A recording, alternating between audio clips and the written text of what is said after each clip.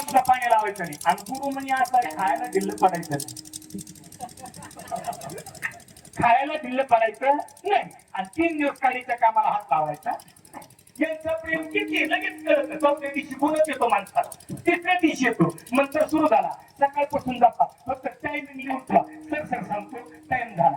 आता ऐका, सकाळी उठले का पटकन उठले का लगेच काय म्हणतात, पाणी का खायला आंघोळी का आंघोळ झाली का घरात घरात आले झाले का कपडे घातले का राईट का बाया माणसालाच म्हणा, बाकीच्याला म्हणू नका.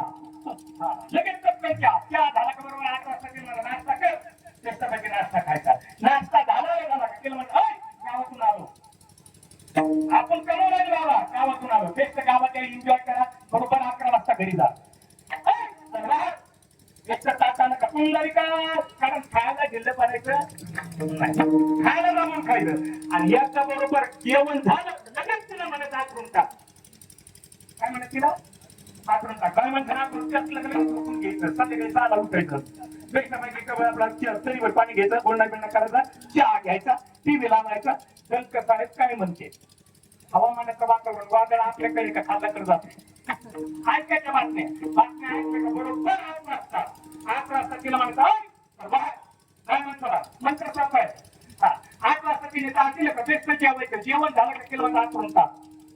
झोपून घ्यायचं. पहिल्या दिवसाचा मंत्र संपला. दुसऱ्या दिवशी असंच करायचं. तिसऱ्या दिवशी 101 टाकावून येतो. तिसऱ्या दिवशी आपण म्हणून मावली पाणी का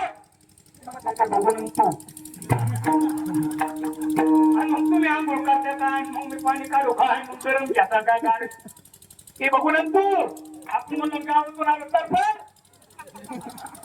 3 दिवस झाले तू जनावराला पाणी